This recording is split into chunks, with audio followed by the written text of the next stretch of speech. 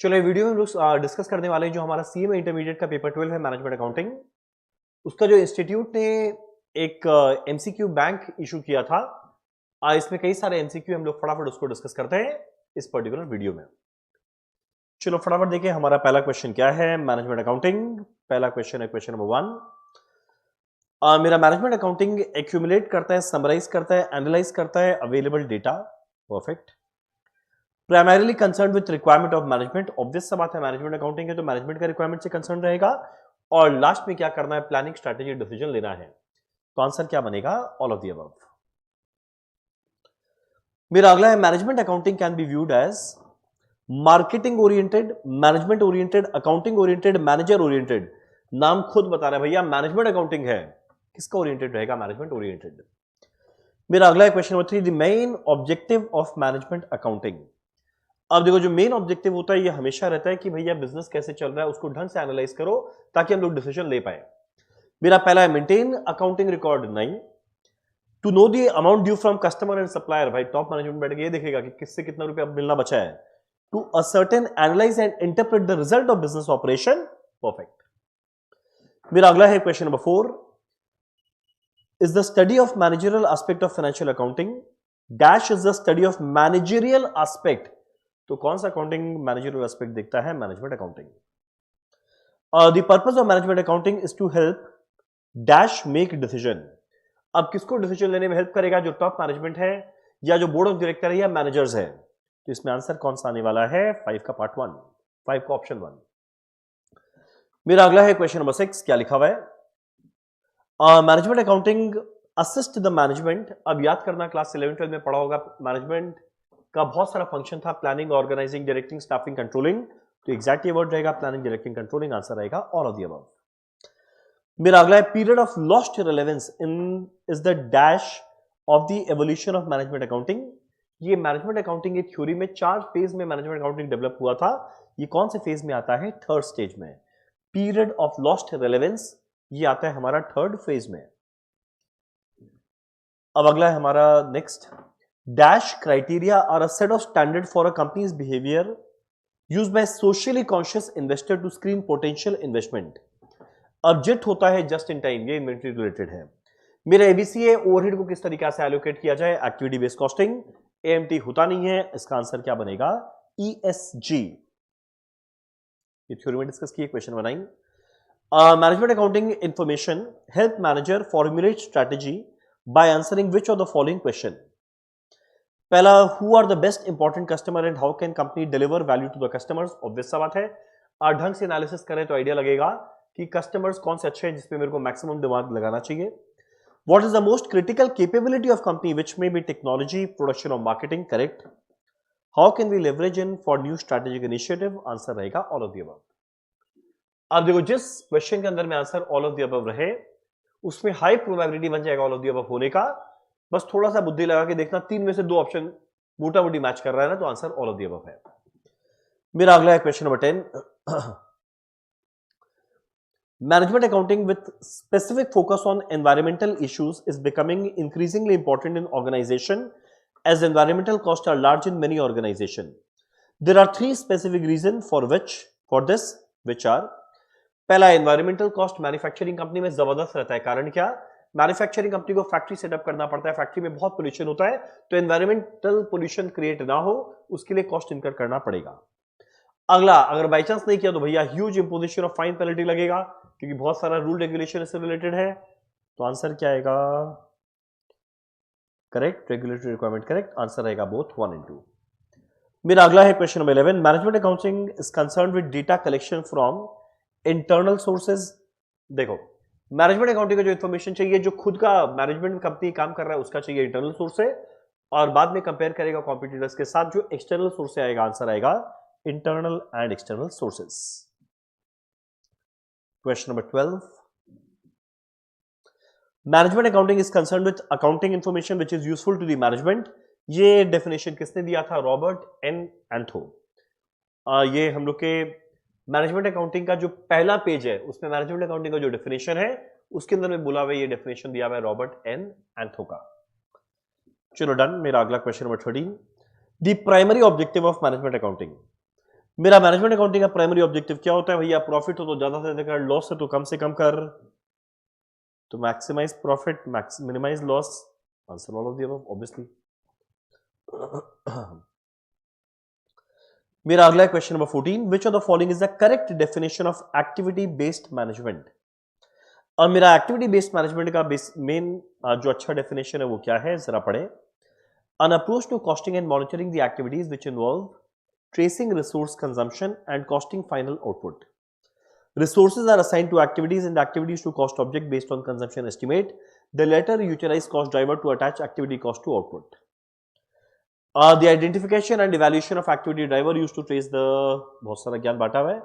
देखो लास्ट में जाके ऑब्जेक्टिव क्या है, पहले सोच लो ऑब्जेक्टिव क्या है। मेरा हर कॉस्ट ऑब्जेक्ट में कितना कॉस्ट लगा, ताकि अगर बाई चांस कहीं पे कॉस्ट रिडक्शन का चांस है वो हम कर पाए।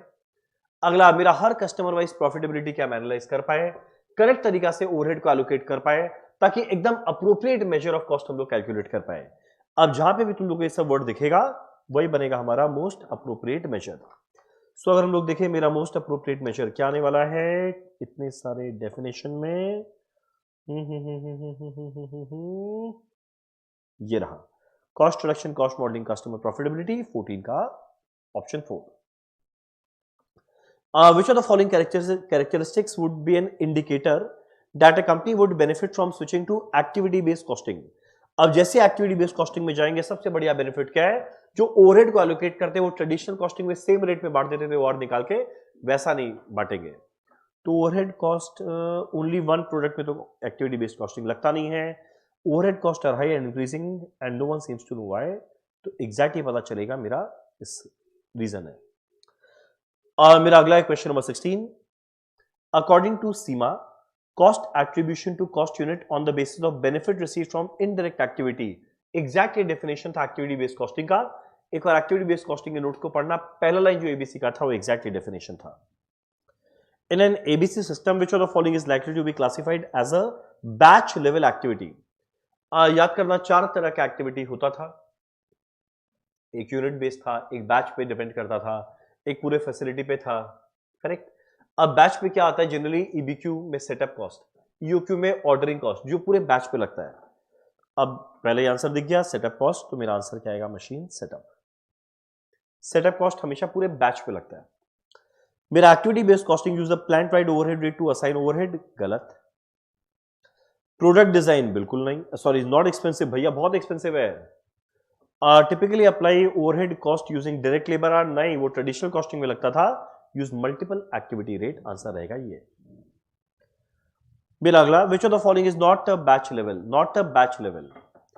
परचेज ऑर्डर देते हैं पूरे ग्रुप में एक साथ, बैच लेवल है। डिजाइनिंग प्रोडक्ट नहीं, मेरा डिजाइनिंग प्रोडक्ट हर बैच के, हर प्रोडक्ट बनाने के पहले रिसर्च एंड डेवलपमेंट हो गया, डिजाइन उसमें होता है। अब रॉ मटेरियल रिसीव करेंगे सप्लायर से, वो एक संग ऑर्डर में आएगा। सेटअप करेंगे वो बैच में रहेगा। Question 20, which of the following is not included in batch level activity. ये तो जस्ट ऊपर वाला क्वेश्चन हो गया, आंसर क्या, डिजाइनिंग द प्रोडक्ट, ये तो सेम क्वेश्चन है। मेरा अगला है question number 21, assigning overhead using ABC. अब जब एबीसी को हम लोग असाइन करते हैं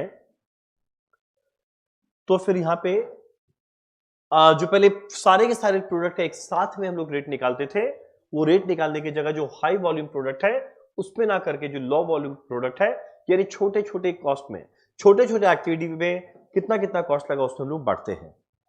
तो शिफ्ट करते हैं overhead from high volume product to low volume product, correct, answer हो गया 1। इन एक्टिविटी बेस्ड कॉस्टिंग, अब देखो मेरा एक्टिविटी बेस्ड कॉस्टिंग में नॉन मैन्युफैक्चरिंग कॉस्ट में not be assign to product, some manufacturing cost में be excluded from product cost, correct. अब बहुत सारा मैन्युफैक्चरिंग कॉस्ट ऐसा रहता है जो हम लोग प्रोडक्ट में आइडेंटिफाई नहीं कर पाते हैं, तो उस कॉमन कॉस्ट को निकाल के उसको बांटना पड़ता है। और नॉन मैन्युफैक्चरिंग कॉस्ट के लिए वैसे भी नहीं बना। नॉन मैन्युफैक्चरिंग मतलब कि एडमिन सेलिंग में थोड़ी लगाते हैं बीसी, उल्टा एलोकेशन बेस सेम रहेगा जो ट्रेडिशनल में था, ऑब्वियसली नहीं तो फिर ट्रेडिशनल एबीसी में फर्क क्या रहा, सिमिलर टू ट्रेडिशनल कॉस्टिंग, बिल्कुल नहीं। मेरा अगला आता है question number 23, in an ABC system the allocation basis that are used for applying cost to service और प्रोसीजर आर। अब किस तरीका से कॉस्ट को एलोकेट करते हैं, कॉस्ट ड्राइवर। याद करना, एक टेबल बनाते थे activity, cost pool, cost driver और रेट पर ड्राइवर। तुम लोग बांटते हैं कौन से बेसिस पे? कॉस्ट ड्राइवर पे। Which of the following would not be deducted from sale in a management report prepared using ABC? इनमें कौन से चीज को एक्टिविटी बेस्ड कॉस्टिंग में कौन से चीज को डिडक्ट नहीं करेंगे? एबीसी में जितना खर्चा मेरा फैक्ट्री में लगा सब माइनस होता है, direct material, direct labour, direct wages, factory overhead, पर एडमिन सेलिंग से मतलब नहीं है, तो डायरेक्ट मटेरियल भी जाएगा, डायरेक्ट लेबर भी जाएगा, वेरिएबल सेलिंग एंड डिस्ट्रीब्यूशन। अगला shipping cost, obviously shipping cost नहीं जाएगा। An item for which cost measurement is required, वो कौन सा आइटम होता है जिसके लिए कॉस्ट कैलकुलेट करते हैं, उसे कहते हैं कॉस्ट ऑब्जेक्ट। जो आइदर एक प्रोडक्ट रहेगा, प्रोडक्ट का कॉस्ट निकाल, एक सर्विस रहेगा, सर्विस का कॉस्ट निकाल, एक कस्टमर रहेगा, उसका कस्टमर का कॉस्ट निकाल, एक डिपार्टमेंट रहेगा, डिपार्टमेंट का कॉस्ट निकाल, तो उससे क्या कहते हैं? कॉस्ट ऑब्जेक्ट, जिसके लिए कॉस्ट कैलकुलेट करते हैं। मेरा अगला, which of the following is different in ABC when compared to traditional costing? ABC और ट्रेडिशनल में क्या फर्क है? Traditional costing and ABC costing usually yield very similar product cost. Obviously नहीं, ट्रेडिशनल एबीसी में बहुत अलग आता है आंसर। In ABC costing system, cost are only assigned to product that actually required work that give rise to a particular cost. Absolutely correct. ABC में हम लोग ये निकालते हैं कि वो कौन सा एक्टिविटी में खर्चा लगा, जो उस पर्टिकुलर प्रोडक्ट में एक्टिविटी लग रहा है, वो कॉस्ट खाली उसी प्रोडक्ट में लिखेंगे। परफेक्ट है। मेरा अगला है question number 27। Process of cost allocation क्या रहेगा, उसे याद करना, टेबल को याद करना। Activity, cost pool, cost driver, rate पर ड्राइवर, बाद में ओवरहेड निकालेंगे। तो पहले एक्टिविटी होता है, पहले एक्टिविटी, या तो कॉस्ट है, पहले कॉस्ट नहीं, activity, cost pool, cost driver, और बाद में कॉस्ट को बांटेंगे। आंसर रहेगा ये सीक्वेंस। मेरा अगला question number 28, cost of maintaining a building. अब देखो, मेरा 4 तरह का होता है। एक यूनिट लेवल जो हर एक यूनिट पे लगे, मेरा बैच लेवल जो पूरे बैच पे लगता है, जैसे कि सेटअप कॉस्ट हो गया, ऑर्डरिंग कॉस्ट हो गया, प्रोडक्ट लेवल जैसे डिजाइनिंग का कॉस्ट हो गया, प्रोडक्ट पे बनाने में लगा, और cost of maintaining a building, rent हो गया, मेंटेन करना है बिल्डिंग, पूरे बिल्डिंग का इंश्योरेंस, पूरे बिल्डिंग का सिक्योरिटी चार्जेस, वो होता है facility level cost. Question number 29, dash should be subtracted from net product revenue instead of an arbitrary and illogical apportionment। अब देखो, जो मेरा खर्चा पूरे कंपनी में एक संग में लगे, जो मेरा खर्चा पूरे कंपनी में एक संग में लगे, वो कोई प्रोडक्ट वाइज तो बांट नहीं सकते, तो पूरे के पूरे ऑर्गेनाइजेशन, पूरे के पूरे कंपनी में जो कॉस्ट लगता है, वो सीधा टोटल में जाके माइनस करते हैं। वैसे कॉस्ट को क्या बोलेंगे? Obviously organisational level cost. The basis of apportionment of overhead which takes into account the profitability of various departments। जो वेरियस डिपार्टमेंट की प्रॉफिटेबिलिटी को अकाउंट फॉर करके हम लोग बांटते हैं। फीफो लिफो तो भैया इन्वेंट्री वैल्यूएशन था, यहां पर आएगा activity basis. Which of the following is the main cost driver of customer order processing. अब नाम है एक्टिविटी का कस्टमर ऑर्डर प्रोसेसिंग, इसमें कॉस्ट ड्राइवर क्या होना चाहिए? जहां पे भी वर्ड ऑर्डर आ जाए, पढ़े, flow of product from assembly line, कहीं पे वर्ड ऑर्डर नहीं, ऑर्डर वैल्यू आएगा, प्रॉब्लम सप्लायर ऑर्डर नहीं, कहीं पे वर्ड ऑर्डर नहीं, तो यहां पे कस्टमर ऑर्डर था, तो जहां पे भी वर्ड कस्टमर ऑर्डर आए, आंसर वही रहेगा। Painting the product would be an example of which activity level group. अब प्रोडक्ट को पेंट करना है, और प्रोडक्ट को पेंट करना है तो ऑब्वियस सा बात है, हम लोग ऐसा तो नहीं है कि पूरे बैच में एक ही संग में पेंट कर देंगे। हर एक प्रोडक्ट बनेगा, उसको अलग से पेंट करना है, तो हर यूनिट पे कॉस्ट लगा। आंसर आएगा क्या? Unit level activity. चलो डन। मेरा अगला क्वेश्चन है question number 33, which of the following task is not normally associated with ABC. इसमें कौन सा चीज एबीसी से एसोसिएट नहीं करते? Calculation of cost application rate, cost driver का रेट निकालते हैं, कॉस्ट पूल निकालते हैं, प्रिपरेशन ऑफ एलोकेशन मैट्रिक्स, ये क्या होता है? ये तो हम लोग कहीं पढ़े नहीं एबीसी के अंदर में, तो ये हम लोग एबीसी में नहीं करते। अगला identification of cost driver identify करते हैं, तो activity, cost pool, cost driver and cost driver का रेट, ये सब निकालते हैं, एलोकेशन मैट्रिक्स नहीं निकालते हैं। Next, all of the following are example of batch level activity. सारा का सारा एग्जांपल है बैच लेवल एक्टिविटी का। बैच यानी जहां पे ग्रुप ऑफ यूनिट का एक संग में कॉस्ट निकालते हैं, जैसे परचेज ऑर्डर ग्रुप में देते हैं, सेटअप एक संग में ग्रुप में प्रोडक्शन करते हैं, clerical activity associated with processing purchase order group में करते हैं, वर्कर रिक्रिएशनल ये भैया हर वर्कर का अलग अलग करते हैं। मेरा अगला है क्वेश्चन नंबर 35, कॉस्ट ड्राइवर क्या होता है? कॉस्ट ड्राइवर वो चीज है जिसकी वजह से एक जगह कॉस्ट लगा, इसी के बेसिस पे कॉस्ट को एलोकेट करते हैं। तो कॉस्ट ड्राइवर क्या है? Force behind the overhead cost. Driver माने क्या? किस वजह से कॉस्ट लगा, करेक्ट। एलोकेशन का बेसिस है, करेक्ट। तो जब दो करेक्ट हो गया तो आंसर ऑब्वियस बात है क्या रहेगा? All of the above. मेरा अगला है क्वेश्चन नंबर 36, क्या लिखा हुआ है 36? Which of these is not a cost driver for activity design of product? Design of product में इनमें कौन सा कॉस्ट ड्राइवर नहीं रहेगा? चलो ठीक है। Number of product and design, नाम खुद बता रहा है प्रोडक्ट में डिजाइन करने के लिए कितना प्रोडक्ट है। नंबर ऑफ पार्ट पर प्रोडक्ट रहेगा। नंबर ऑफ इंजीनियरिंग आ रहा है, जब डिजाइन कर रहा है तो इंजीनियर लोग करेगा। अब एम्प्लॉय का ट्रेनिंग के इसके साथ क्या लेना देना? तो ऑब्वियसली पार्ट नहीं बनेगा। Question number 37, which of this is not a cost driver for marketing and sale? यानी मार्केटिंग एंड सेल से इन सब चार जो ऑप्शन इसमें किसका लेना देना नहीं। Advertisement is marketing. अब रिसर्च क्या करना है वो तो पहले होता है, प्रोडक्ट बनाने के पहले, तो इसमें मार्केटिंग सेल्स कुछ नहीं होगा। नंबर ऑफ सेल मार्केटिंग का काम है, सेल जनरेट करना मार्केटिंग का काम है। विच of this is not a cost driver for customer service activity? Customer service नाम खुद बताएगा। मेरा कस्टमर सर्विस एक्टिविटी कहां गया? हाँ, number of service call very important. Number of product, देखो वर्ड आना चाहिए कस्टमर सर्विस, कहीं पे सर्विस वर्ड आ गया, सर्विस वर्ड आ गया, सर्विस वर्ड आ गया, सेल्स रेवेन्यू में कस्टमर सर्विस नहीं आया, आंसर बन जाएगा ये। तो ये बड़ा सिंपल क्वेश्चन होता है, बड़ा कॉमन सेंस से करने का है। मेरा अगला, प्लांट का depreciation is an example of. अब देखो जो पूरे के पूरे प्लांट पूरे के पूरे फैक्ट्री के लिए एक संग में हो उसे कहते हैं फैसिलिटी लेवल। तो आंसर क्या आएगा? Facility level activity. Under activity based costing, material order कर रहे हैं, जब ऑर्डर करते हैं ग्रुप में करते हैं, बैच में करते हैं, आंसर आएगा बैच लेवल एक्टिविटी।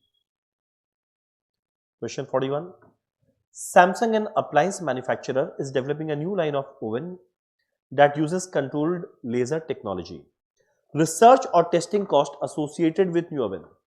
अब देखो जो रिसर्च एंड डेवलपमेंट का काम कर रहे हैं वो हर एक यूनिट में तो करेंगे नहीं, कॉम्पिटिटिव लेवल एक्टिविटी कुछ होता नहीं है, फैसिलिटी पूरे कंपनी के लिए होता है, आंसर आएगा प्रोडक्ट सस्टेनिंग। प्रोडक्ट को लॉन्ग टर्म सस्टेनेबल बनाने के लिए आपको रिसर्च एंड डेवलपमेंट इनोवेशन करते रहना पड़ेगा। चलो मेरा अगला question 42, a homogeneous cost pool is one. Homogeneous cost pool मतलब जहां पे सेम टाइप का प्रोडक्ट रहे। अगर होमोजेनियस या जहां पे सेम टाइप का प्रोडक्ट रहेगा वहां पे अलग अलग रेट निकालना क्यों है? वहां पे एक सिंगल रेट निकालो। Does not change over time, need many activity, can be explained with a single activity driver, answer ये रहेगा।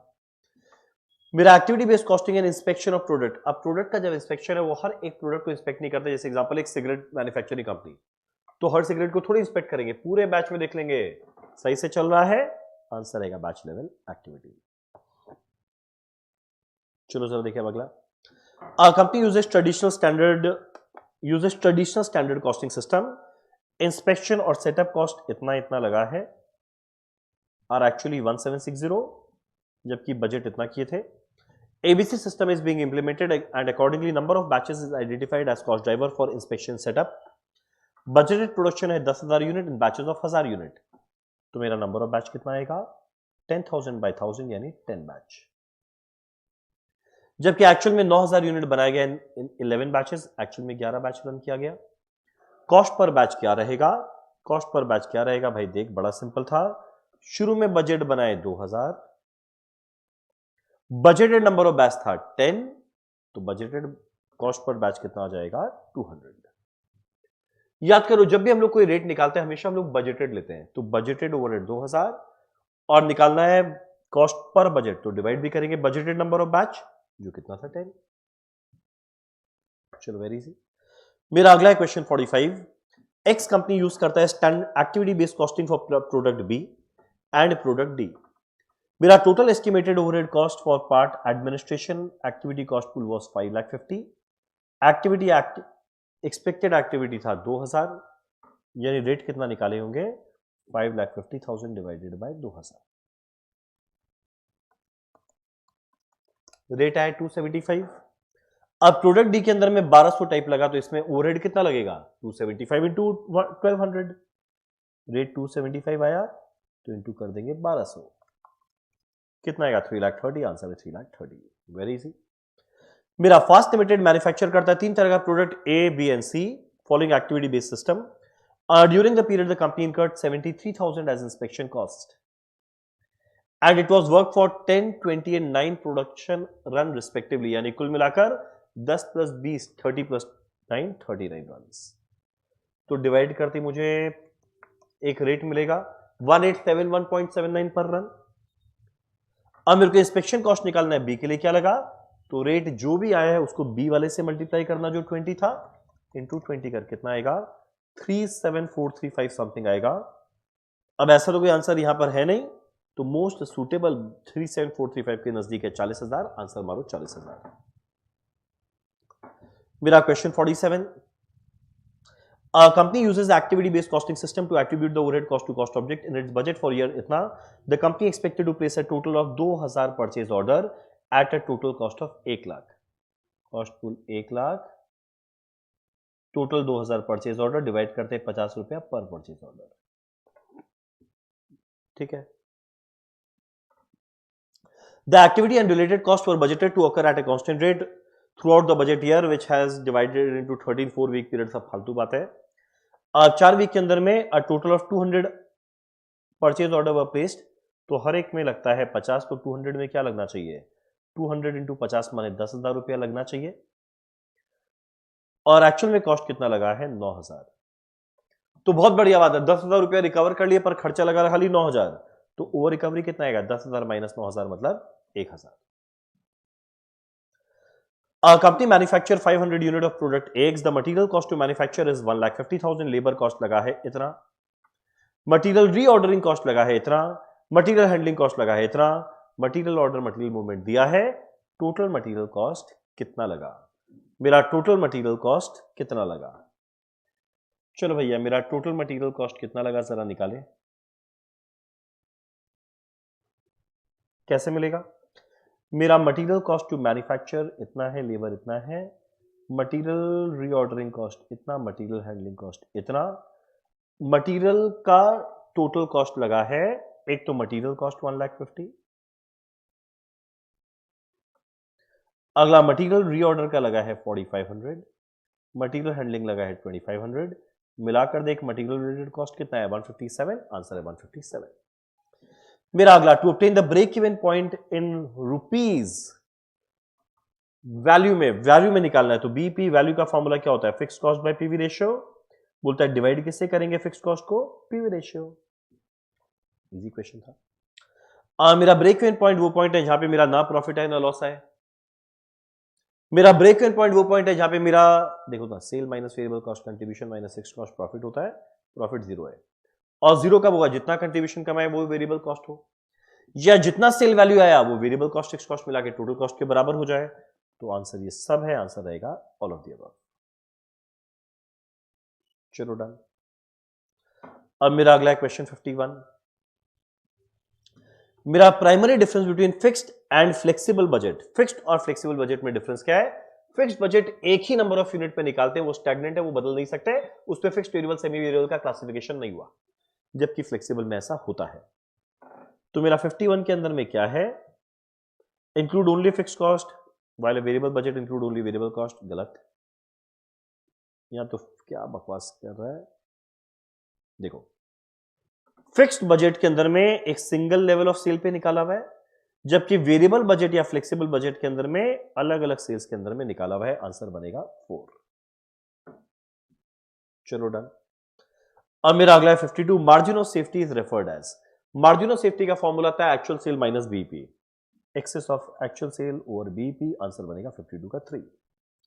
Contribution is known as, contribution का मतलब क्या होता है, GP net income net profit नहीं भैया, मार्जिनल इनकम, कारण क्या सेल में से वेरिएबल कॉस्ट या मार्जिनल कॉस्ट माइनस किए तो कंट्रीब्यूशन में मार्जिनल इनकम आएगा। मेरा fixed cost per unit decrease होता है कब, जब मेरा नंबर ऑफ यूनिट इंक्रीज करे, when production volume increases, correct. With in a relevant range the amount of variable cost per unit, याद करो फिक्स्ड कॉस्ट टोटल में कांस्टेंट होता है, variable cost per unit constant होता है, variable cost per unit remains constant. मेरा margin of safety क्या होता है, अभी जस्ट डिस्कस किया भाई, एक्चुअल सेल माइनस बीपी।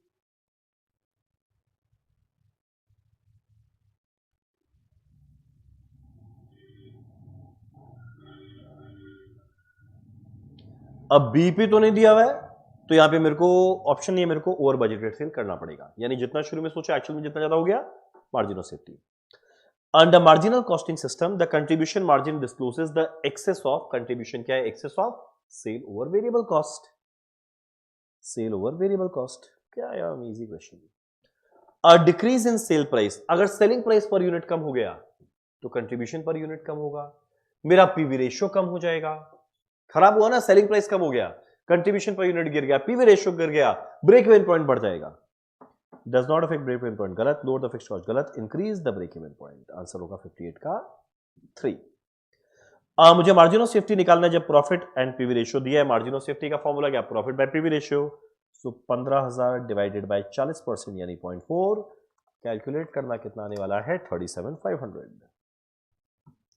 मेरा मार्जिन ऑफ सेफ्टी निकालना है, अगर सेल दिया है 20,000 यूनिट, बीपी दिया है 1500 यूनिट। एमओएस का एक और फॉर्मूला था, sale minus BP. Sale 20,000 minus BP 15,000, कितना आएगा, 5,000 यूनिट। मेरा नेक्स्ट डिटरमाइन करना है sale for desired profit. Profit दिया रहा है, सेल निकालना है, सेल दिया रहा है, प्रॉफिट निकालना है। फॉर्मूला क्या, सेल का fix cost plus profit divided by PV ratio. Fix cost दिया है 10,000, डिजायर्ड प्रॉफिट है 5,000, पीवी रेशियो निकालना है। पीवी रेशियो कैसे मिलेगा, सेल 50,000, वेरिएबल कॉस्ट 30,000, मतलब कंट्रीब्यूशन 20,000। तो पीवी रेशियो क्या होता है, contribution by sale into 100। 20,000 by 50,000 into 100 यानी 40%। कैलकुलेट करना कितना आएगा, 15,000 डिवाइड बाय 40%, 37,500। परफेक्ट। चलो मेरा अगला है question number 62। What will be the sales in rupees, मतलब वैल्यू में निकालना है फॉर डिजायर्ड प्रॉफिट। अगर फिक्स कॉस्ट ये सब दिया हुआ है, सेल निकालना जब प्रॉफिट दिया है वो भी वैल्यू में। Formula fix cost plus profit bye PVR. Fix cost 30,000, profit 15,000, PV ratio 30%। 30,000 plus 15,000 मतलब 45,000 डिवाइड बाय 30%, कितना आने वाला है, 1,50,000। मेरा क्वेश्चन नंबर 63, कैलकुलेट करना है sales in rupees, desired profit, same formula, fix cost of profit divide by PV ratio. अरे वाह, बहुत बढ़िया क्वेश्चन है। सेल वैल्यू निकालना है। मेरा फिक्स कॉस्ट तो 10,000 दिया हुआ है, प्रॉफिट कमाना है 1 रुपया पर यूनिट। यूनिट कितना है वो तो नहीं पता, तो एक काम कर लेते हैं, यूनिट को एक बार एक्स मान लेते हैं, तो x into 1 x. PV ratio, मेरा पीवी रेशियो कैसे मिलेगा, selling price variable cost per unit है 20-15, यानी कंट्रीब्यूशन आएगा 20 minus 15, 5 per unit. PV ratio कैसे मिलेगा, contribution by selling price, 5 by 20 into 100 कितना होता है, 25%, is equal to sale value. And what is sale values, what is sale value, sale value कैसे मिलेगा, x यूनिट बेच रहे हैं, कौन से रेट में, 20 के रेट में, तो 20x। इक्वेशन को सॉल्व करना, ये मिलेगा 5x is equal to 10,000 plus x का वैल्यू कितना आएगा, 10,000 डिवाइड बाय 4, 2500, या यूनिट इंटू सेलिंग प्राइस कर दो 20, कितना आएगा, 50,000 रुपया। चलो क्वेश्चन 64। मेरे को कैलकुलेट करना है सेल इन यूनिट। अगर फिक्स कॉस्ट दिया हुआ है, प्रॉफिट दिया है, सेलिंग प्राइस वेरिएबल कॉस्ट दिया है, यूनिट्स में निकालना है। फॉर्मूला क्या, fix cost plus profit bye contribution per unit. Fix cost 15, profit 5, 15 plus 5 मिला के 20,000। कंट्रीब्यूशन पर यूनिट कैसे मिलेगा, selling price per unit minus variable cost per unit, 20 minus 16 होता है 4, कितना आएगा, 5,000 यूनिट्स।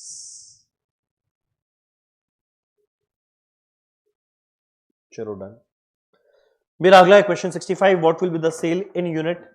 और फिक्स कॉस्ट दिया हुआ है, प्रॉफिट दिया हुआ है, कंट्रीब्यूशन पर यूनिट दिया हुआ है।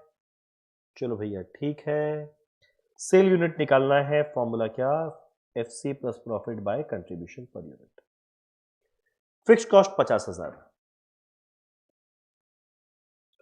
प्रॉफिट कमाना है 10 रुपया पर यूनिट, तो भाई यूनिट को एक बार एक्स मानेंगे, तो ये आएगा 10 रुपया पर यूनिट यानी 10x, divide by contribution per unit 60, solve करना ये आ जाएगा 1000 यूनिट्स, आंसर बनेगा 65 का 3। अगला डिटरमाइन करना है ब्रेक इवन पॉइंट यूनिट में एंड अमाउंट में। अगर यूनिट प्रोड्यूस्ड इज 10,000, मेरा फिक्स कॉस्ट 40,000 है, सेलिंग प्राइस 50 है, वेरिएबल कॉस्ट 30, ये तो बड़ा सिंपल है। फिक्स कॉस्ट का formula, sorry break even point का फॉर्मूला यूनिट में fix cost by contribution per unit. Fix cost 40,000, contribution per unit कैसे मिलेगा? 50 माइनस 30 20, 40,000 बाई 20 कितना आएगा? 2000 यूनिट। सो जिसके अंदर में भी आंसर है 2000 पर, यूनिट तो है ही नहीं यहाँ पे।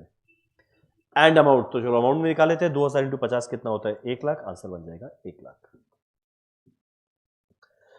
डिटरमाइन करना है ब्रेक इवन पॉइंट जब सेल वेरिएबल कॉस्ट प्रॉफिट दिया हुआ है। फॉर्मूला बीपी का क्या होता है? Fix cost by PV ratio. अब पहले मेरे को फिक्स कॉस्ट निकालना पड़ेगा, कैसे मिलेगा?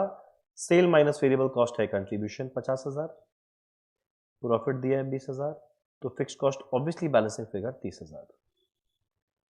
अब पीवी रेशियो कैसे मिलेगा? Contribution by sale, 50,000 by sale value 1 lakh into 100, 50%। Calculate करना आएगा 30,000 बाय 0.5 आएगा 60,000। आंसर है 60,000। मेरा पीवी रेशियो इंक्रीज करेगा। मेरा पीवी रेशियो बढ़ने का कारण खाली 4 होता है। पहला, सेलिंग प्राइस पर यूनिट बढ़ जाए, या वेरिएबल कॉस्ट पर यूनिट गिर जाए, या सेलिंग प्राइस पर यूनिट और वेरिएबल कॉस्ट पर यूनिट दोनों बढ़े तो सेलिंग प्राइस पर यूनिट का परसेंटेज ज्यादा हो। और अगर selling price per unit, variable cost per unit दोनों गिरे तो वेरिएबल कॉस्ट पर यूनिट का गिरने का रीजन ज्यादा रहे। डिक्रीज इन फिक्स्ड कॉस्ट से फर्क नहीं पड़ता, पीवी रेशियो इंक्रीज होगा जब variable cost per unit decrease करे। 69, under marginal costing the cost of product for inventory valuation. याद करना, मार्जिनल कॉस्टिंग में जब भी इन्वेंट्री का वैल्यू करते हैं ओनली वेरिएबल कॉस्ट पे करते हैं। एब्जॉर्प्शन कॉस्टिंग में फिक्स्ड एंड वेरिएबल कॉस्ट दोनों पे करते हैं। तो मेरा वेरिएबल कॉस्ट में क्या आएगा? Prime cost and variable overhead.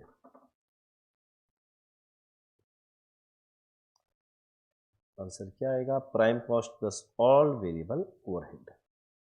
चलो done. Period cost. Period cost मतलब क्या? जो एक पीरियड में लगे, किसी यूनिट पे डिपेंड नहीं करता। जो एक पीरियड में लगेगा वो ऑब्वियस सा बात है यूनिट पे डिपेंड नहीं करता, मतलब वेरिएबल कॉस्ट नहीं, फिक्स कॉस्ट है। आंसर रहेगा 70 का B. Marginal cost is taken as equal to, marginal cost मतलब वेरिएबल कॉस्ट। वेरिएबल कॉस्ट में क्या आएगा? प्राइम कॉस्ट एंड सारा variable overhead. Prime cost plus all variable overhead. Contribution क्या है? सेल माइनस वेरिएबल कॉस्ट या fix cost plus profit? Sale minus variable cost यहां है नहीं, फिक्स कॉस्ट प्लस प्रॉफिट की जगह फिक्स कॉस्ट माइनस लॉस भी चल जाएगा, लॉस माइनस में है। It is plan to sell 1 lakh unit of a at 12 रुपया पर यूनिट। फिक्स कॉस्ट दिया हुआ है, to achieve a profit of 2 lakh what would be the variable cost be? तो बड़ा सिंपल है, इनकम स्टेटमेंट बना, sale minus variable cost, contribution minus fix cost, profit. 1 lakh unit बेचेंगे at the rate 12, यानी 12 लाख आया सेल वैल्यू। मेरा फिक्स कॉस्ट दिया हुआ है 2,80,000, प्रॉफिट दिया हुआ है 2 लाख, तो बैक कैलकुलेशन कर, कंट्रीब्यूशन आएगा 480, यानी वेरिएबल कॉस्ट क्या आएगा? This minus this 7,20,000। Factor which can change the break even point. Break even point क्या क्या चीज से फर्क पड़ेगा? सोचो, ब्रेक इवन पॉइंट का फॉर्मूला ये था, तो फर्क पड़ेगा फिक्स कॉस्ट के चेंज होने पे एंड कंट्रीब्यूशन पर यूनिट के चेंज होने पे। एंड कंट्रीब्यूशन पर यूनिट कैसे बदलता है? सेलिंग प्राइस या वेरिएबल कॉस्ट के बदलने पे। तो फिक्स कॉस्ट के बदल में बदलेगा, yes. Variable cost, selling price, yes. Answer है ऑल ऑफ द अबव। मेरा नेक्स्ट, मेरा नेट प्रॉफिट इज दिया हुआ है 12% एंड ब्रेक इवन पॉइंट दिया हुआ है 40% ऑफ टोटल सेल। कैलकुलेट करना है पीवी रेशियो। अब मेरा पीवी रेशियो कैसे आएगा? देखो, सेल अगर 100 है तो प्रॉफिट है 12, कंट्रीब्यूशन माइनस, ठीक है। अब मेरा ब्रेक इवन पॉइंट दिया है 40%, ब्रेक इवन पॉइंट 40%, फॉर्मूला क्या? Fix cost by PV ratio. So fix cost by PV ratio है 40%। अच्छा नहीं, break even point 40% of total sale है, ठीक है, टोटल सेल है यानी 40। ये तो इजी हो गया। अब उल्टा चलेंगे, क्या मिल जाएगा? 52। तो मेरा पीवी रेशियो क्या आएगा?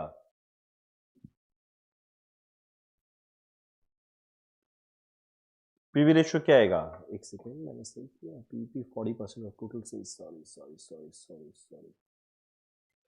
मेरा ब्रेक इवन पॉइंट है टोटल 40% ऑफ टोटल सेल, यानी मेरा ब्रेक इवन पॉइंट का वैल्यू आएगा 100 का 40%, 40। फॉर्मूला क्या? Fix cost by PV ratio. अब ना मेरे को फिक्स कॉस्ट पता है, ना मेरे को पीवी रेशियो पता है, घबराओ मत, एक एक करके चेक कर लो। और मान लो पीवी रेशियो 60% है, तो ये 60 आएगा, तो ये बचा 48। जरा देखो तो 48 डिवाइड बाय 60%, 40 आ रहा है क्या? ऑब्वियसली नहीं। और ये 52% आएगा। इस तरीके से चेक करो। अगर हम मान लो 20% में चेक करें पीवी रेशियो, तो कंट्रीब्यूशन 20 है, मतलब ये आएगा 8। अब सोचो, fix cost 8, PV ratio 20%, answer कितना आएगा? 40। तो आंसर क्या मिलेगा? 20%। तो कभी कभी बुद्धि लगाकर ऐसे चेक करना पड़ेगा। मेरा अगला, अगर टोटल कॉस्ट 1000 यूनिट में लगता है 60,000 और 1000 यूनिट में लगा 60,400, तो इंक्रीज ऑफ 400 रुपया जो टोटल कॉस्ट हुआ, इसका कारण क्या है? ऑब्वियस सा बात है, एक्स्ट्रा यूनिट के चेंज होने पे एक्स्ट्रा कॉस्ट लगता है, उसे कहते हैं मार्जिनल कॉस्ट। 76 का सी। मेरा अगला, which of the following statement are true about marginal costing? Marginal costing में क्या सही है? मार्जिनल कॉस्टिंग में देखो, वेरिएबल कॉस्ट को प्रोडक्ट कॉस्ट माना जाता है, फिक्स्ड कॉस्ट को पीरियड कॉस्ट माना जाता है। पढ़े, ऐसा बात कहीं लिखा हुआ है क्या?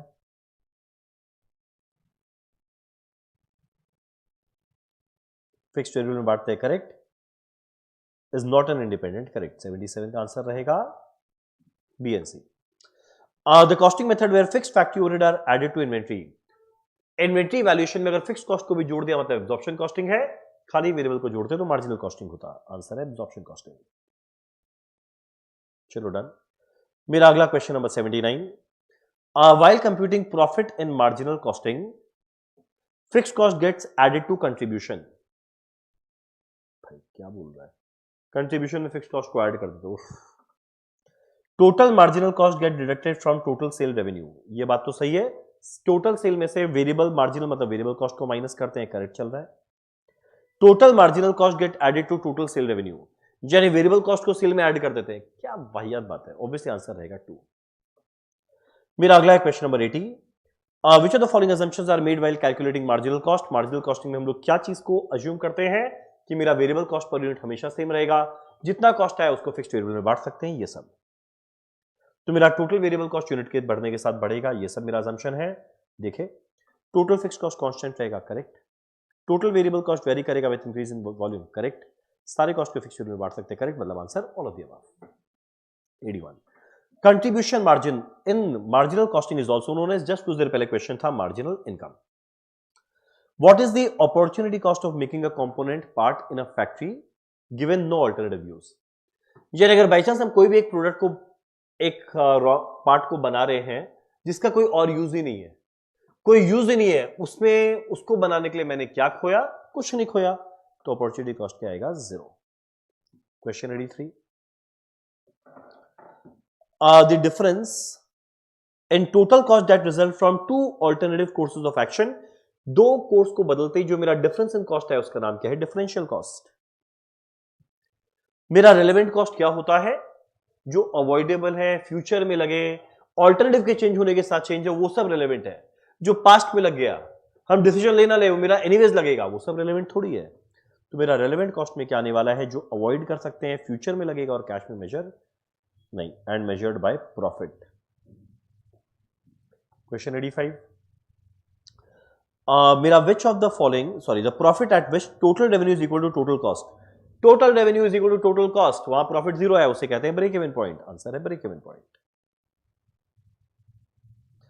विच of the following cost would not be accounted for in a company's record keeping system? इसमें किसका हम लोग अकाउंटिंग नहीं करते भैया? अनएक्सपायर्ड, एक्सपायर्ड प्रोडक्ट कॉस्ट सबका करते हैं। याद करो, अकाउंट्स के अंदर में अपॉर्चुनिटी कॉस्ट एंट्री नहीं होता था।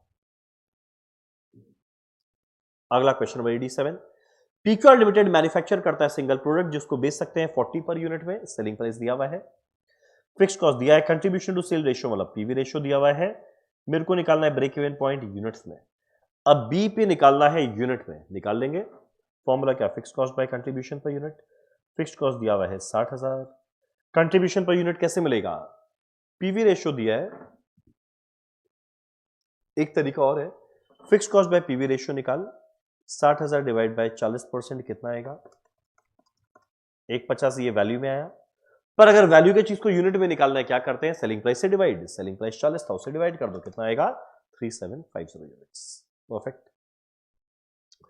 मेरा अगला क्वेश्चन नंबर 88, मेरा ब्रेक इवन पॉइंट दिया हुआ है 1,60,000, देखना वैल्यू में दिया हुआ है, फिक्स्ड कॉस्ट दिया है, वेरिएबल कॉस्ट दिया है, पीवी रेशियो निकालना है, वेरी इजी। मेरा बीईपी का फॉर्मूला क्या होता है? Fixed cost by PV ratio. मेरा बीईपी दिया है 1,60,000, फिक्स्ड कॉस्ट दिया हुआ है 48,000, पीवी रेशियो यहां गया, ये इधर गया, 48,000 बाय 1,60,000, 0.3 परसेंटेज के लिए 200, 30%। प्रोडक्ट ये जनरेट करता है contribution to sale ratio, contribution by sale मतलब पीवी रेशियो। मेरा फिक्स्ड कॉस्ट दिया हुआ है 60,000, मेरे को सेल निकालना है to achieve a profit, very easy. Sale का फॉर्मूला क्या, जब प्रॉफिट दिया रहे fixed cost plus profit by PV ratio. Where is fixed cost 60,000, profit 15,000, PV ratio 40%, कितना आएगा 75,000 डिवाइड बाय 40%, आने वाला है 187,500। परफेक्ट। मेरा अगला question number 90, XYZ limited makes a special gadget for the car it manufacture. एक रॉ मटेरियल खुद बनाता है। The machine for the gadget works to full capacity. अब जिस मशीन में गैजेट को बनाना है फुल कैपेसिटी में है, एंड इनका rupees 15 lakh and 40 lakh in variable and fix cost. उसमें वेरिएबल कॉस्ट 15 लाख लगता है, fix cost 40 lakh. If all the gadgets are purchased from an outside supplier, the machine could be used to produce other item. ठीक है, which would earn a total contribution of 25 lakh. यानी अगर ऐसे raw material को हम सीधा बाजार से परचेज कर ले, तब उस केस में मशीन हम किसी और चीज में यूज कर लेंगे, जिससे मुझे कंट्रीब्यूशन आएगा 25 lakh. What is the maximum price that XYZ Limited would be willing to pay for outside supplier? यानी हम आउटसाइड सप्लायर को मैक्सिमम कितना रुपया देने को तैयार है, कितना रुपया को देने को तैयार है, जितना इसको बनाने के लिए मेरा वेरिएबल कॉस्ट लगा प्लस अपॉर्चुनिटी कॉस्ट। बनाने के लिए खर्चा लगा वेरिएबल कॉस्ट 15 लाख और फिक्स कॉस्ट तो एनीवेज लगने वाला था, और हम खो कितने रहे हैं 25, तो 40 लाख रुपया तक अगर ये मेरे से बाहर वाला मांगे हम दे देंगे, उससे ज्यादा मांगा तो भैया नहीं देंगे। तो आंसर आएगा 40 लाख। चलो क्वेश्चन 91, एक्स लिमिटेड के पास 1000 यूनिट ऑब्सोलीट आइटम का है। ऑब्सोलीट यानी जिसका कोई काम नहीं है, जिसका प्राइस 50,000 था वो तो पहले लग गया, हटाओ। If these items are reworked for rupees 20,000, इसमें 20,000 रुपया और लगाए तो उसको बेच सकते हैं 36,000 में। तो बढ़िया ना, 20,000 लगे 36 में बेचेंगे तो 16,000 का फायदा हो रहा है। Alternatively they can be sold as a scrap for 6,000, या आज के दिन बेच दो 6,000 में। रीवर्क करेंगे इतना फायदा, स्क्रैप की तरह बेच दो इतना फायदा। In a decision model used to analyse the reworking proposal, अगर रीवर्क करेंगे तो बोलता है बता अपॉर्चुनिटी कॉस्ट क्या होगा। अगर रीवर्क करेंगे तो हम नेक्स्ट बेस्ट ऑप्शन में क्या खोए, स्क्रैप की तरह 6,000, आंसर क्या आएगा 6,000। Next, sale and profit for year 2021 दिया हुआ है, 2022 में भी सेल एंड प्रॉफिट दिया है, मुझे निकालना है PV ratio. 2 sale 2 profit, the formula change in profit by change in sale. Change in profit 20 और 25 का डिफरेंस 5,000, चेंज इन सेल 150 170 का डिफरेंस 20,000 इंटू 100 कितना आएगा 25%। चलो question 93, which one the following is not considered as a method of transfer pricing. इसमें कौन सा transfer pricing का मेथड नहीं है। ट्रांसफर प्राइसिंग का मेथड क्या होता है, marginal cost method, total cost method, cost plus method, negotiated pricing method, market price method, generally ये सब रहता है। नेगोशिएटेड ट्रांसफर प्राइसिंग होता है, मार्केट प्राइस होता है, अपॉर्चुनिटी कॉस्ट भी होता है, पर fix cost based transfer pricing नहीं होता। Method of pricing when two separate pricing method, जैसी वर्ड आया टू यानी बाई या ड्यूअल, जहां पे वर्ड आएगा वो हो जाएगा answer dual pricing.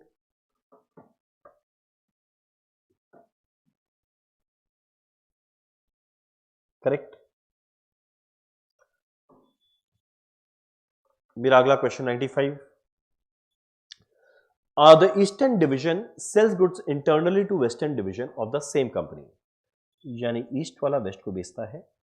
The quoted external price in industry publication from a supplier near eastern is 200 per ton plus transportation, 200 रुपया पर टन प्लस ट्रांसपोर्टेशन, जिसका लगता है 20 रुपया। ठीक है, ईस्टर्न का actual market cost per ton to buy the direct material to make the transfer product is 100 रुपया, इसका खुद का खर्चा लगता है 100 रुपया। एक्चुअल पर टन लेबर में लगता है 50, other actual cost of storage और हैंडलिंग लगता है 40। The company president selected 220 transfer price, this is an example of. अब भाई का खुद का खर्चा लगता है 190, पर कंपनी का टॉप मैनेजमेंट बोला भाई नहीं, तुम इसको भेजोगे 220 में, और 220 क्या था मार्केट में बेचने का प्राइस, यानी कौन सा मेथड लगा रहे हैं, मार्केट प्राइस मेथड। नेक्स्ट, मेरा डिवीजन पी ट्रांसफर करता है आउटपुट को डिवीजन क्यू को एट अ वेरिएबल कॉस्ट। ठीक है भैया, डिवीजन पी क्यू को ट्रांसफर करता है वेरिएबल कॉस्ट में। Once a year P charges a fixed fee to Q. अच्छा समझ में आ गया, ये है two part tariff transfer pricing. Two part tariff transfer pricing में क्या होता था, एक फिक्स्ड फीस लेते थे प्लस जितना वेरिएबल कॉस्ट लेते थे। Two part tariff pricing. 97. In which of the following circumstances is there a strong argument that profit center accounting is a waste of time? यानी प्रॉफिट सेंटर एकदम waste of time है। ये कब होगा? When transfer item is also sold on external market. नहीं। Correct, last वाला। If there is no similar product sold on an external market, इस तरह का प्रोडक्ट मार्केट में और बिकता ही नहीं है, तो अगर हम एक प्रॉफिट सेंटर बना के रखा है तो उसका कोई काम नहीं है, वो मेरा वेस्ट है। Which of the following is not considered as a method of transfer pricing? Just same question आया था, fixed cost based transfer pricing. चलो 99। जब दो सेपरेट प्राइसिंग मेथड लगता है, दो ड्यूअल प्राइसिंग, सेम क्वेश्चन आया था। चलो क्वेश्चन नंबर 100 क्या लिखा हुआ है? M group has two divisions P and Q. मेरा डिवीजन P मैन्युफैक्चर करता है एक item that is transfer to division Q. P वैसा आइटम बनाते हैं जो Q को ट्रांसफर करते हैं। The item has no external market and 6000 unit produce are transferred internally each year. बाजार में बेच ही नहीं सकते, इसको 6000 यूनिट ट्रांसफर कर देते हैं। मेरा कॉस्ट ऑफ ईच डिवीजन आ रहा है under variable cost division P में लगता है 100 रुपया, Q में लगता है 120। मेरा फिक्स कॉस्ट ईच ईयर लगता है 1,20,000 P में, 90,000 Q में। हेड ऑफिस मैनेजमेंट डिसाइड किया कि transfer pricing would be set that provide a profit of 30,000 to division P। 30,000 रुपए को प्रॉफिट मिलेगा हमारे P को, तो ट्रांसफर प्राइस पर यूनिट क्या होना चाहिए? भाई सिंपल सा चीज है, रुक जाओ। 30 रुपीज पर कितना, 30,000 रुपया प्रॉफिट कमाना है, ठीक है। 6,000 यूनिट में 30,000 रुपया प्रॉफिट कमाना है, यानी पर यूनिट कितना कमाना है? 30,000 बाय 6,000 कितना आता है? 5। अगला फिक्स कॉस्ट टोटल में 1,20,000 लगा और 6,000 यूनिट से डिवाइड करेंगे, कितना आएगा? 1,20,000 बाय 6,000 20। तो वेरिएबल कॉस्ट 100 रुपया पर यूनिट लगा, फिक्स कॉस्ट 20 रुपया पर यूनिट लगा, प्रॉफिट 5 रुपया पर यूनिट कमाना है, तो 100 प्लस 20 प्लस 5 मिलाकर 125 में ट्रांसफर कर। चलो क्वेश्चन नंबर 101 क्या लिखा हुआ है? मिनीमैक्स लिमिटेड फिक्स करता है inter divisional transfer price for its product on the basis of cost plus return on investment in its division. Same question हमारा किया हुआ है क्लास में।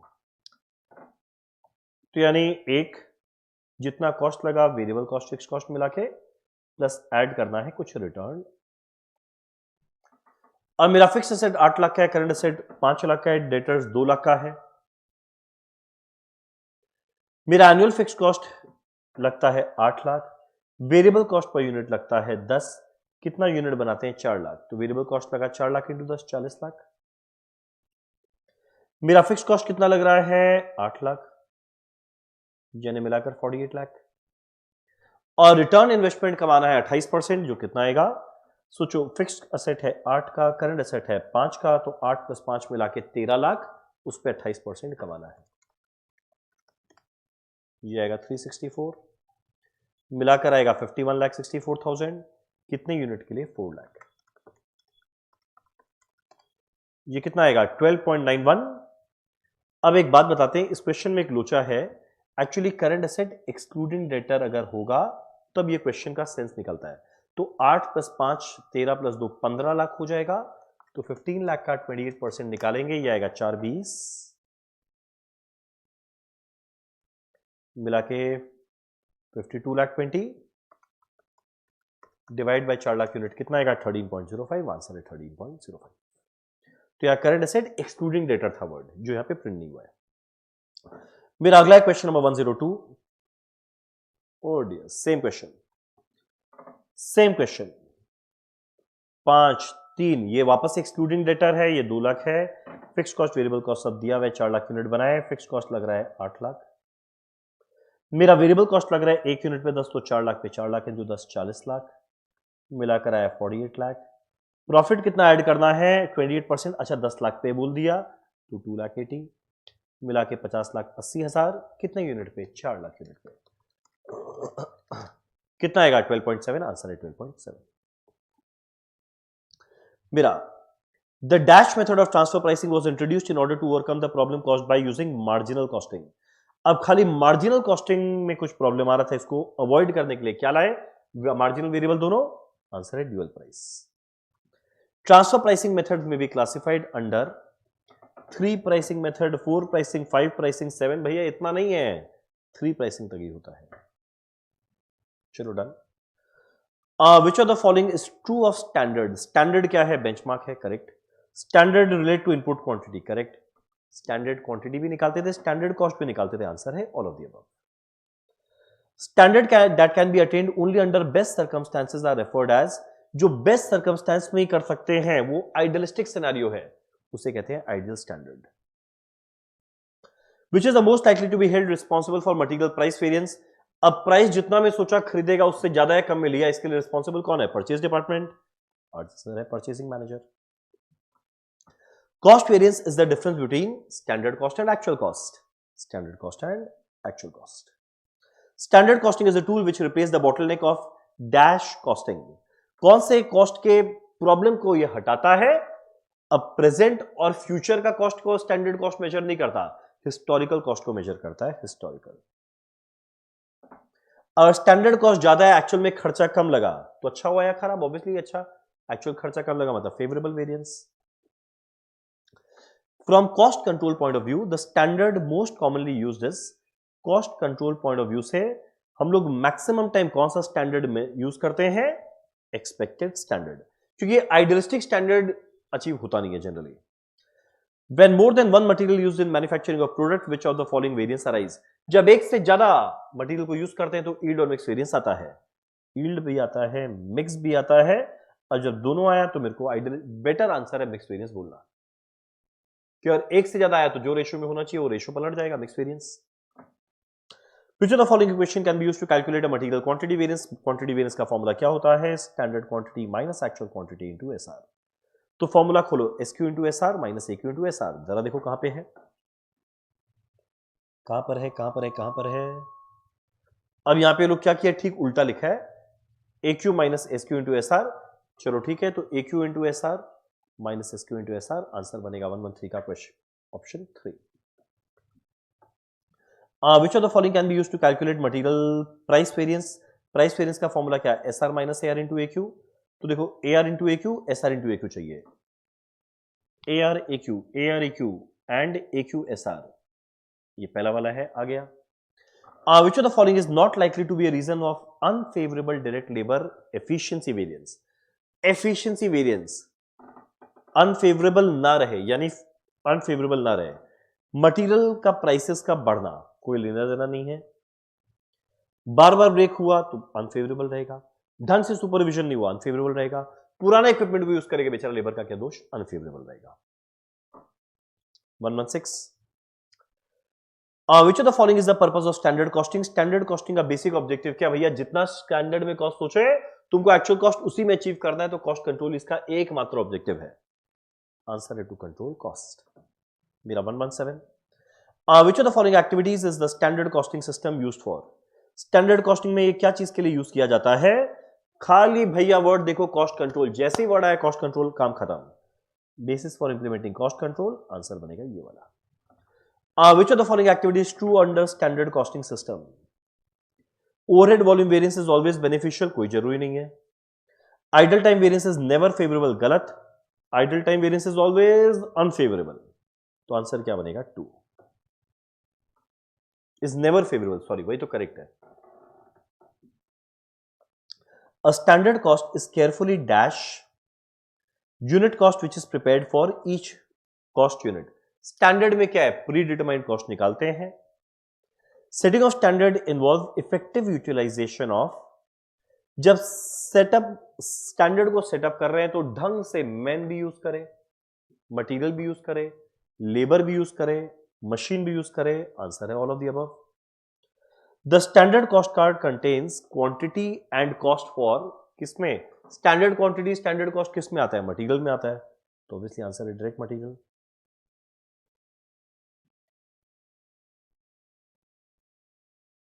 चलो डन। मेरा स्टैंडर्ड डिफर फ्रॉम बजट। अब देखो स्टैंडर्ड और बजट में एक फर्क है, बजट होता है बजटेड इंफॉर्मेशन पे, स्टैंडर्ड निकालते हैं फॉर एक्चुअल आउटपुट, ठीक। अब जनरली क्या करते हैं, जो मेरा स्टैंडर्ड होता है ये हम लोग पर यूनिट निकालते हैं, फिर देखते हैं एक्चुअल आउटपुट के लिए कितना निकला, और बजट हमेशा टोटल यूनिट पे रहता है। पर ऐसा कहीं लिखा हुआ है क्या? ये रहा, बजट टोटल पे होता है, स्टैंडर्ड पर यूनिट पे होता है। Standard cost are imposed by government, बिल्कुल नहीं। Are pre determined unit cost, correct. 124, the advantage of standard cost include all of the following except, इसमें कौन सा स्टैंडर्ड कॉस्टिंग एडवांटेज नहीं है? मैनेजमेंट ऑफ एक्सेप्शन में भी यूज, करेक्ट। जहां पे एडवर्स आएगा उसमें हम लोग दिमाग लगाएंगे। मैनेजमेंट प्लानिंग ढंग से हो पाएगा, करेक्ट। दे में simplify the costing of inventory, very correct. Management में यूज, स्टैटिक बजट, बिल्कुल नहीं, स्टैटिक नहीं चलेगा, एक्चुअल आउटपुट है, फ्लेक्सिबल बजट लगेगा। मेरा अगला नॉर्मल स्टैंडर्ड क्या है? अब नॉर्मल स्टैंडर्ड के अंदर में वर्कर का रेस्ट पीरियड को अलाउ करता है, मशीन ब्रेकडाउन जो होगा उसको अलाउ करता है, सेटअप टाइम क्या होगा पता है, वो सब नहीं लगेगा, तो नॉर्मल आइडल टाइम को अलाउ करता है। ओ, पहले ही पार्ट में आंसर। सेटिंग ऑफ स्टैंडर्ड, अब स्टैंडर्ड को सेट करना कौन करेगा? कि एक वर्कर करेगा? नहीं, ये एक मैनेजरियल डिसीजन है, अकाउंटिंग का नहीं, मैनेजमेंट डिसीजन है। 127, which of the following is correct about the total overhead variance? Budgeted overhead and budgeted overhead applied are the same, नहीं।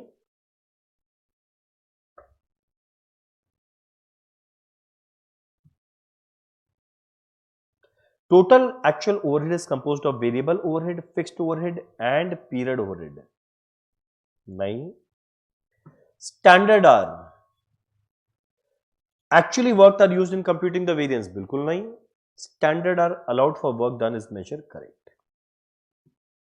चलो 128, what is the name given to a budget that has been prepared by re-evaluating activity, यानी पुराना क्या वो सब गया भाड़ में, नए सिरे से हम लोग बजट बनाएंगे, उससे कहते हैं जीरो बेस्ड बजटिंग। ये थ्योरी में पढ़ा हुआ है। A budget is an instrument of management used as an aid in the planning, obviously. अच्छा, प्लानिंग भी है, प्रोग्रामिंग भी है, कंट्रोलिंग भी है, तो आंसर ऑल ऑफ द होगा। पहले स्टैंडर्ड सेट किए, बाद में प्लान किए, बाद में कंट्रोल किया एक्चुअल के साथ कंपेयर करके। परचेज बजट,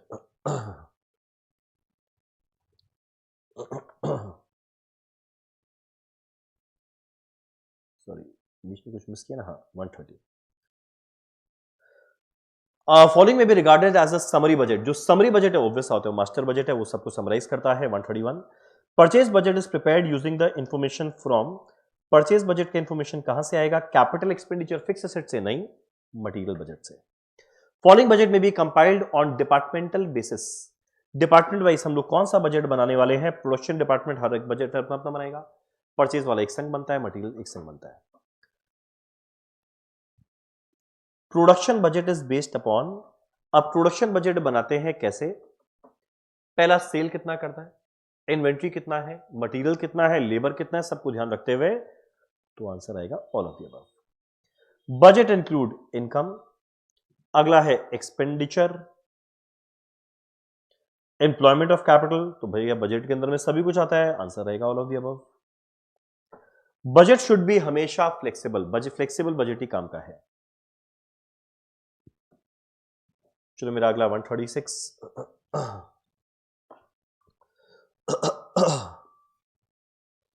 मेरा 136 में क्या लिखा हुआ है? The object of budgetary control, budgetary control का ऑब्जेक्टिव क्या है? Planning, forecasting, organising, directing, obviously planning. Budget which is dynamic, flexible budget. The process of budgeting helps in control of cost of production, liquidity, capital expenditure and all of the above. Obviously जब budget बना रहे हैं हर चीज को control करेंगे। Plant utilisation budget and manufacturing overhead budget are type of cost budget, कि कितना मेरा ओवरहेड लगेगा ये कॉस्ट बजट है। Research and development, capital budget are example of short term, current budget long term. भाई कैपिटल एक्सपेंडिचर और fix asset आ रहा है तो ऑब्वियसली लॉन्ग टर्म होगा। स्कैर्सिटी जहां पर है उसे कहते हैं लिमिटिंग फैक्टर या की फैक्टर या bottleneck. What is the name given to a budget that has been prepared by re-evaluating just अभी पढ़े कुछ देर पहले, zero based budget. A budget is an instrument of management used as an aid in, भाई कितनी बार same question आ रहा है, प्लानिंग, प्रोग्रामिंग, कंट्रोलिंग, आंसर रहेगा ऑल ऑफ द अबव। मेरा 144, फॉलोइंग में भी regarded as a summary budget, master budget, same question repeat हो रहा है। Purchase budget is prepared using the, भाई same question, material, department wise, production, same question, production budget all of the above. Same question है भाई, ये सब बार बार नहीं करेंगे। 154 तक सेम क्वेश्चन है, हटाओ, सीधा चलते हैं 155 में। A company usually determine the appropriate degree of decentralization based on a combination of manager का पर्सनल चॉइस, डिसेंट्रलाइज करना है, यानी हर एक डिपार्टमेंट को अपना अपना काम करने दे, मैनेजर का चॉइस है, ताकि डिसीजन आराम से हो पाए ऑर्गेनाइजेशन के ग्रोथ को देखते हुए। Correct type of organisation, answer all of this. Major disadvantage क्या है? गोल कॉन्ग्रुएंस नहीं रहेगा। बात देखो सही है, हर एक डिपार्टमेंट अगर अपना बेनिफिट देखने लगा तो दोनों डिपार्टमेंट का जो गोल है वो अलग नहीं रहेगा, कॉन्ग्रुएंट नहीं करेगा, मैच नहीं करेगा। रिक्वायर मोर इफेक्टिव कम्युनिकेशन, अगर सबको अपना अपना डिसीजन लेना तो ढंग से कम्युनिकेट करना पड़ेगा। तो answer both 1 and 2। Which of the following is are not benefit? Benefit नहीं है। क्या क्या बेनिफिट नहीं है? Create awareness of local problem, तो अवेयरनेस है तो बेनिफिट हो गया ना। Allow managerial performance to comparatively, नहीं। Create personal difficulty upon introduction, especially if manager unwilling to delegate effectively. अगर मैनेजर डेलीगेट ही नहीं कर रहा है तो फिर डिसेंट्रलाइजेशन होगा कैसे? मेरा रिटर्न ऑन इक्विटी, मेरा रिटर्न ऑन इक्विटी का फॉर्मूला क्या होता है? EAT divided by equity into 100। EAT मतलब नेट प्रॉफिट। अब इसको मेरे को तोड़ना है, divided by sale into sale करें बाय इक्विटी इंटू 100। देखो तो ऐसा कहीं फॉर्मूला क्या? नेट प्रॉफिट रेशियो तीनों में है, असेट टर्नओवर ये 2 में है, मतलब ये दोनों ऑप्शन क्रॉस हो गया। अगला इक्विटी से कितना रुपया लेकर आए ये कौन बताएगा? ऑपरेटिंग नहीं, फाइनेंशियल लेवरेज। आंसर बनेगा 1। मेरा ड्यूपॉन्ट मेथड के according 3 main financial parameter that drive return on equity, वो जस्ट ऊपर पढ़ के है, profit, asset and financial leverage. तो इसका आंसर क्या आने वाला है? ये रहा मेरा asset usage performance means asset कितना बढ़िया से यूज कर रहा है। ये कैसे पता चलेगा कि जितना असेट लेके आए उसे टर्नओवर क्या करना है? आंसर बनेगा ये वाला, असेट टर्नओवर। फाइनेंशियल लेवरेज क्या है? अब सोचो ना, आप ये एफएमडीए का क्वेश्चन इसमें डाल दिया। फाइनेंशियल लेवरेज क्या होता है? फाइनेंशियल लेवरेज ये बताता है कि भैया कितना फाइनेंशियल रिस्क है, कितना डिबेंचर आया हुआ है out of total capital. Dupont में रिटर्न ऑन इक्विटी, भाई सेम चीज आ रहा है बार बार बार बार। ये क्या बताता है? कितना बढ़िया हाई लेवरेज है, कितना इफेक्टिवली यूज कर रहा है। Correct, same question. ये देखो जस्ट आरओई पढ़े, सेम क्वेश्चन वापस आ गया।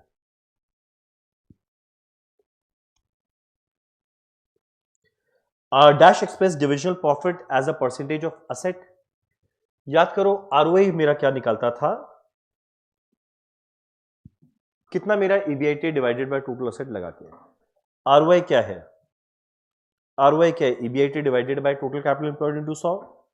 ईबीटी नहीं, EBIT by total capital into 100। Answer रहेगा 165 का 2। अच्छा, टोटल कैपिटल के बाद यहां पे एक ऑपरेशनल मैनेजमेंट कैपिटल एम्प्लॉयड भी आया है। Operation in day to day operation में क्या लगा? तब ये बेटर आंसर हो जाएगा। मेरा रेसिडुअल इनकम का फॉर्मूला क्या था? कितना डिविजनल प्रॉफिट है माइनस मेरा टारगेट प्रॉफिट क्या था, बजटेड प्रॉफिट क्या था, मेरा डिजायर्ड प्रॉफिट क्या था। तो इसका आंसर क्या आएगा? कितना प्रॉफिट कमाया minus percentage capital charge into total investment नहीं, डिविजनल इन्वेस्टमेंट। मेन एडवांटेज आ रहेगा क्या है? ये डिसीजन लेने में हेल्प करता है, ग्रोथ में हेल्प करता है। Answer all of these. मेरा 168। Acme division of Acme manufacturing has asset of इतना, ऑपरेटिंग इनकम इतना, आरओआई कितना?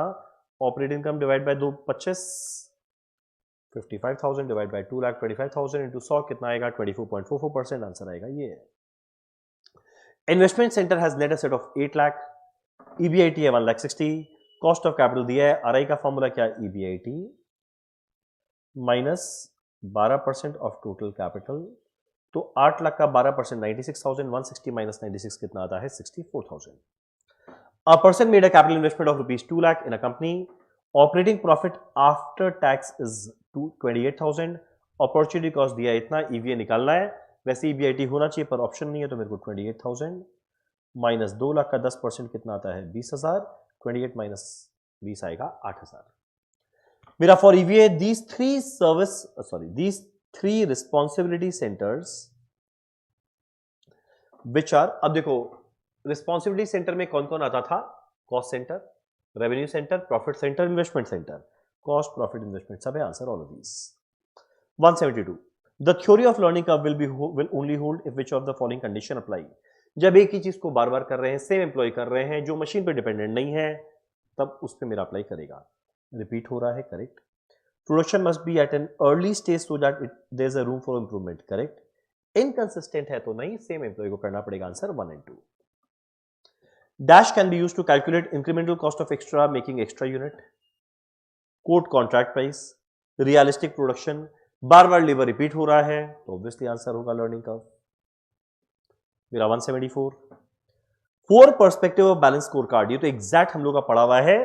Financial perspective, customer, internal business and learning and growth. देखो ये किस ऑप्शन में है, आंसर होगा 3। 175 MI limited has earned net profit of 15 lakh, after tax 30%, interest दिया है 10 लाख, इन्वेस्टेड कैपिटल 95 लाख है जिसमें 55% डेट है, कंपनी का वैक दिया हुआ है, कैलकुलेट करना है ऑपरेटिंग इनकम, कैलकुलेट करना है ऑपरेटिंग इनकम यानी EBIT. What is the formula of EBIT, गया भाड़ में, इनकम स्टेटमेंट सोच, EBIT minus interest EBT minus tax EAT, net profit मतलब ईएटी है 15 लाख, टैक्स दिया है 30%, यानी अगर ईबीटी है 100 रुपया, टैक्स देंगे 30 यानी ये बचेगा 70, तो 15 है 70 के बराबर, तो 100 का वैल्यू कितना आएगा 21.43। इंटरेस्ट कितना दिया हुआ है, इंटरेस्ट कितना दिया हुआ है, इंटरेस्ट दिया हुआ है 10 लाख, बैक कैलकुलेशन कर कितना आएगा 31.43, answer 31.43 lakh. Done. According to Kaplan and Norton which of the following scorecard perspectives serve as the focus of other perspective। सबसे इंपॉर्टेंट हमेशा पर्सपेक्टिव होता है फाइनेंशियल, फाइनेंशियल सही है बाकी सब सही चलेगा। Which of the following would be considered an operating asset in return in investment computation. Investment computation में ऑपरेटिंग असेट क्या रहेगा, लैंड नहीं, ट्रेजरी स्टॉक नहीं, कॉमन स्टॉक मन इक्विटी शेयर नहीं, आंसर क्या रहेगा account receivable. A company that is seeking to increase ROI,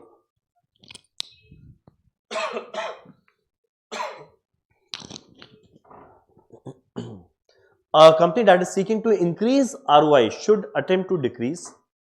और किसी को ROI बढ़ाना है उसको क्या कम करना चाहिए, सेल कम करना चाहिए। भैया क्या बात कर रहे हो, टर्नओवर बढ़ाना ही चाहिए, मार्जिन बढ़ाना ही चाहिए, असेट कम लाके बढ़ाओ तो होगा बात, आंसर है D. Performance of investment centre is based on performance of investment centre. Investment centre कैसा काम कर रहा है, किस पे डिपेंड करता है, वो कितना रुपया इन्वेस्ट किया, उस पर रिटर्न कितना कमाया, प्रॉफिट कितना कमाया, किस पे डिपेंड करता है, प्रॉफिट कितना कमाया इन्वेस्टमेंट लगा के। Both cost and revenue are measured in, revenue भी देखता है कॉस्ट भी देखता है, तो रेवेन्यू और कॉस्ट दोनों देखता है, मतलब उसका काम है प्रॉफिट सेंटर, आंसर आएगा profit centre. Cost centre is a segment of organisation where the manager is responsible for, cost centre में उसका काम क्या है, रॉ मटेरियल लेबर सही लग रहा है ना, कॉस्ट सही लग रहा है ना, कॉस्ट इनपुट, आंसर बनेगा ए और बी।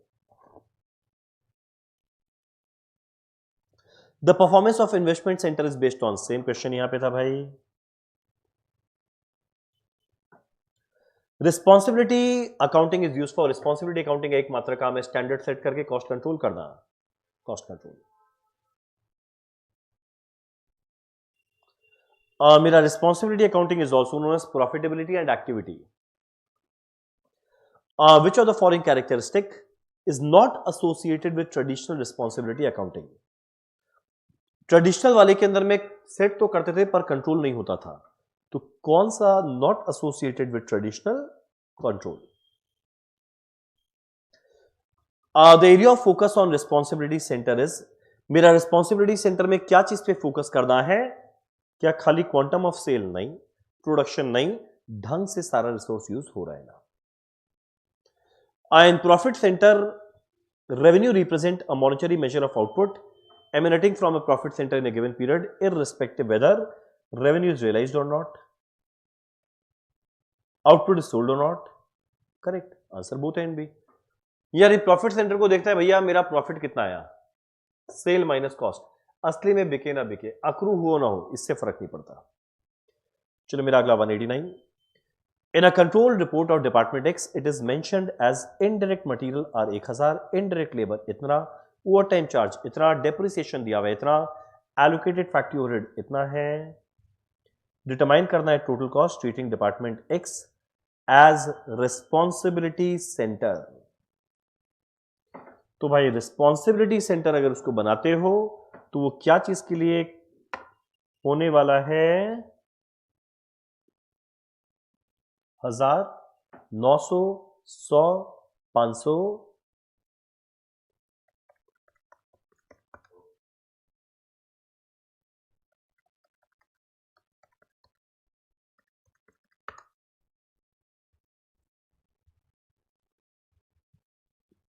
तो ये आएगा 1000, 900, 1900, 2000, 500 एंड रिपेयर का 1200। अब पूरा फैक्ट्री स्पेस का इसके लिए रिस्पॉन्सिबल रहेगा नहीं, आंसर बनेगा 3200। डिसीजन मेकिंग अंडर अनसर्टेनिटी में मेरा ऑब्जेक्टिव क्या रहता है, मैक्सिमम होता है, मिनीमैक्स, मैक्सीमैक्स भी होता है, मिनीमैक्स भी होता है, मिनिमाइज एक्सपेक्टेड लॉस बोलते कुछ नहीं होता है। Our decision theory is concerned with method of arising decision, correct, optimal decision लेना है, correct, analysis करना है, correct, answer all of these। Which of the following criteria is not applicable to decision making under risk? Risk के अंदर में इसमें कौन सा नहीं रहता है, 192 में मैक्सिमाइज एक्सपेक्टेड रिटर्न ऑब्जेक्टिव है, मैक्सिमाइज रिटर्न ऑब्जेक्टिव है, मिनिमाइज एक्सपेक्टेड रिग्रेट, ठीक है, नॉलेज ऑफ लाइकलीहुड। तो भाई एक बात बोले, अगर रिस्क चल रहा है, अनसर्टेनिटी है, तो एक्सपेक्टेड वर्ड आना चाहिए, एग्जैक्ट नहीं पता चल सकता। The minimum expected opportunity loss, ये क्या आएगा, equal to EVPI minimum regret, answer है इक्वल टू ईएमबी। नहीं भाई, both A and B, EVPI and minimum regret दोनों रहेगा। चलो बस अब आखिरी पेज में आई थिंक हम लोग आ गए हैं। The value of coefficient of optimism is needed while using the criteria of, सब फालतू एमसीक्यू, ये सब एग्जाम में आने का चांस कम है। अब ऑप्टिमिज्म हम लोग, ऑप्टिमिस्ट तो हो जाओ पर थोड़ा रियलिस्टिक होकर भी चलो। मेरा डिसीजन मेकर का नॉलेज एंड एक्सपीरियंस में influence the decision maker process when using the criteria of realism. Difference between expected profit under condition of risk and expected profit with perfect information, ये दोनों के बीच के डिफरेंस को हम लोग क्या बोलते हैं, expected value of perfect information, EVPI जिसे कहते हैं। A situation in which a decision maker knows all the possible outcome, उसको सब पता है क्या क्या आउटकम होने वाला है, तब उस केस में क्या उसका कुछ भी रिस्क है, क्या चीज नहीं है, आंसर है risk. Next, which of the following does not measure risk, इसमें क्या चीज रिस्क मेजर नहीं करता, कोएफिशिएंट ऑफ वेरिएशन करता है, स्टैंडर्ड डिविएशन भी करता है, एलपीपी नहीं करता, लीनियर प्रोग्रामिंग। मेरा अगला, the sequence of possible managerial decision and their expected outcome under each set of circumstance can be represented by sequence, यानी पहले ये होगा, उसके बाद ये होगा, उसके बाद ये होगा। ये किसमें बनाते थे, डिसीजन ट्री में। We are comparing two investment project, both have expected return of 20%, return है 20%, स्टैंडर्ड डिविएशन ए में 15 है, बी में 9 है, कौन सा ज्यादा रिस्की है, तो भैया रिटर्न दोनों में सेम आएगा, पर पहले वाले में स्टैंडर्ड डिविएशन 15 है, दूसरे वाले में स्टैंडर्ड डिविएशन खाली 9 है। Standard deviation is a measure of risk, किसमें ज्यादा है, ए में, आंसर बनेगा ए। मेरा दो इन्वेस्टमेंट है डिफरेंट एक्सपेक्टेड रिटर्न, ए में रिटर्न है 20, स्टैंडर्ड डिविएशन है 15, बी में रिटर्न है 10, स्टैंडर्ड डिविएशन है 9। कैलकुलेट करना है coefficient of variance of A, coefficient of variance का फॉर्मूला क्या होता है, एसडी बाय रिटर्न इनटू 100। क्या आएगा, अगर परसेंटेज में करना तो वैसे से ही 15 डिवाइड बाय 20 आएगा 0.75, आंसर है 0.75। चलो डन। चलो इसी के साथ हमारा जो CMA intermediate paper 12 management accounting है, उसका जितना भी एमसीक्यू बैंक में अंदर में एमसीक्यू था, वो सारा का सारा हम लोग ने डिस्कस कर लिया। चलो डन।